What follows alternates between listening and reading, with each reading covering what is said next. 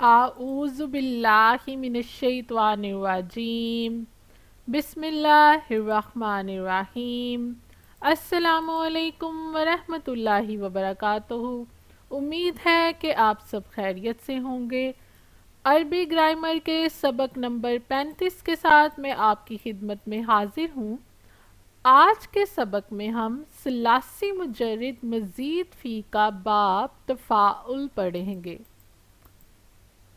باب تفاعل، اس باب کے وزن پر استعمال ہونے والے بہت سے الفاظ ہم اردو میں استعمال کرتے ہیں، جیسے کہ تکاثر، تفاخر، تعارف، توازن، تعاون، تواتر، تعاقب، تصادم، تناسب، تجاوز، تناظر، تقابل، تدارک۔ تفاعل یتفاعل تفاعلاً، ثلاثی مجرد مزید فی کے باب تفاعل کا فعل ماضی کا وزن ہے تفاعل اور فعل مضارع کا وزن ہے یتفاعل۔ اس باب سے تعلق رکھنے والے الفاظ آپ کو ایسے جملوں میں ملیں گے جہاں دو افراد یا دو چیزوں کا شریک ہونا اس شرط کے ساتھ ہو کہ دونوں فاعل بن رہے ہوں۔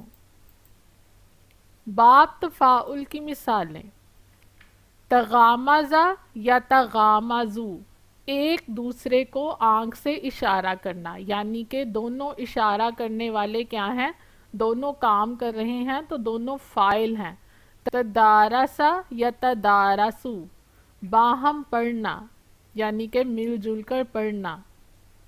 تعاقب یا تعاقبو، یک کے بعد دیگرے آنا، یعنی کہ کسی نے آنے کا کام کیا، دو لوگوں نے آنے کا کام کیا، وہ آئے تو دونوں کیا ہیں؟ فاعل۔ تناصر یا تناصرو، ایک دوسرے کی مدد کرنا۔ مدد کرنا یہاں پہ کیا ہے؟ کام ہے، تو دونوں بندے جو ایک دوسرے کی مدد کر رہے ہیں وہ کام کر رہے ہیں تو وہ دونوں فاعل ہیں۔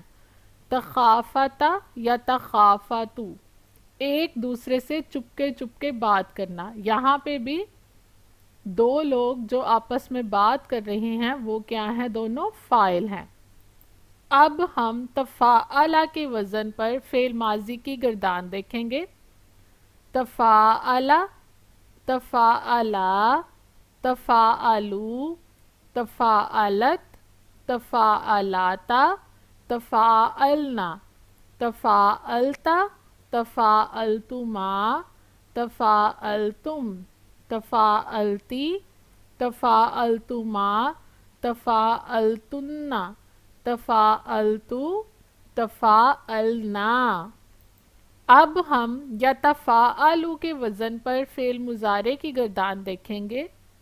یتفاعلو، یتفاعلانی، یتفاعلون، تتفاعلو، تتفاعلانی، یتفاعلن، تتفاعلو، تتفاعلانی، تتفاعلون، تتفاعلین، تتفاعلانی، تتفاعلن، اتفاعلو، نتفاعلو۔